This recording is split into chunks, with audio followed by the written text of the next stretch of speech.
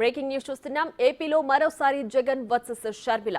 ఎన్నికల సమయంలో అన్నా చెల్లెల మధ్య నడిచిన వార్ కంటిన్యూ అవుతూనే ఉంది. కాగా మరోసారి జగన్ షర్మిల మధ్య మాటల యుద్ధం నెలకొంది. ఢిల్లీలో జగన్ చేసిన ధర్నాపై డైలాగ్ వార్ నెలకొంది. ఢిల్లీలో తన ధర్నాకు కాంగ్రెస్ ఎందుకు మద్దతు ఇవ్వలేదో చెప్పాలన్న జగన్ వ్యాఖ్యలకు షర్మిల కౌంటర్ ఇచ్చారు.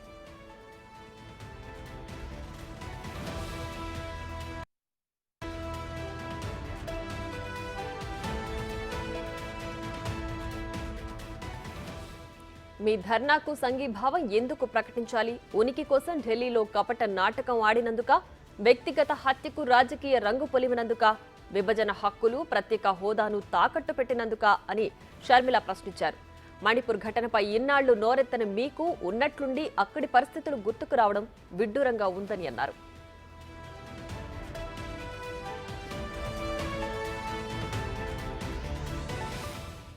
మీ నిరసనలో నిజం లేదని తెలిసే కాంగ్రెస్ పార్టీ దూరంగా ఉందన్న షర్మిల, అందులో జగన్ స్వలాభం తప్ప రాష్ట్రానికి ప్రయోజనం శూన్యమని తెలిసే సంఘీభావం తెలపలేదని చెప్పారు. సిద్ధం అన్న వాళ్లకు 11 మంది బలం సరిపోలేదా? ఇప్పుడు కలిసి పోరాడదాం అంటున్నారని షర్మిల విమర్శించారు.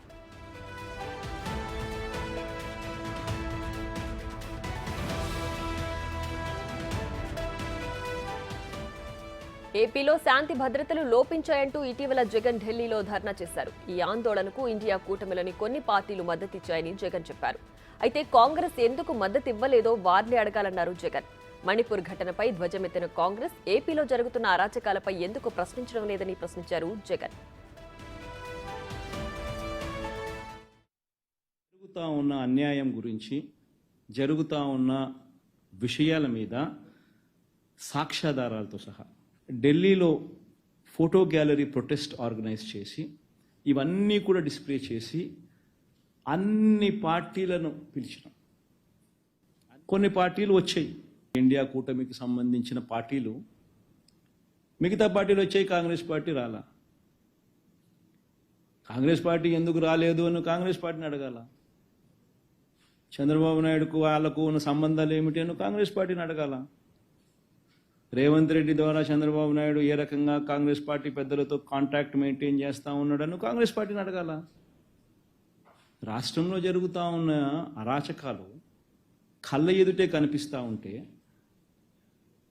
మణిపూర్లో ఏమో ధ్వజమెత్తుతాడు, ఆంధ్ర రాష్ట్రంలో అటువంటి గొడవలు ఇక్కడ జరుగుతూ ఉన్నప్పుడు, అంత దారుణంగా అగత్యాలు జరుగుతూ ఉన్నప్పుడు ఎందుకు మరి వచ్చి మద్దతు ఇవ్వడం లేదు? అడగాల కదా.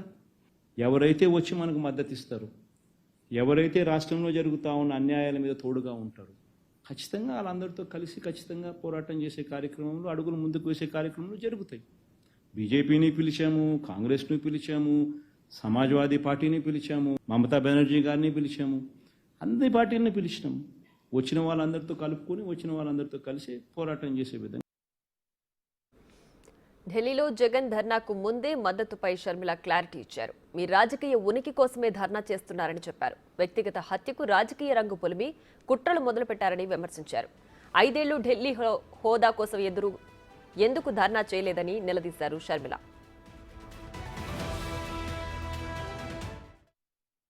మర్డర్ అయిన వాడు, మర్డర్ చేసిన వాడు ఇద్దరు వైసీపీ పార్టీకి చెందిన వాళ్ళే. ఇది పొలిటికల్ మర్డర్ కాదు. మరి ఇది పొలిటికల్ మర్డరే కానప్పుడు ఒక పార్టీ మొత్తము ఢిల్లీలో ఎందుకు ధర్నా చేస్తున్నారు అని అడుగుతున్నాం. మీరు ఢిల్లీలో ధర్నా చేస్తున్నారు మీ ఉనికి కోసం, మీరు అటెన్షన్ డ్రా చేయడం కోసం, ఇక్కడ అసెంబ్లీని తప్పించుకోవడం కోసం. మరి మీరు ధర్నాలు చేసే వాళ్ళే అయితే ప్రత్యేక హోదా కోసం 5 సంవత్సరాలుగా ఎందుకు ఢిల్లీలో ధర్నా చేయలేదు?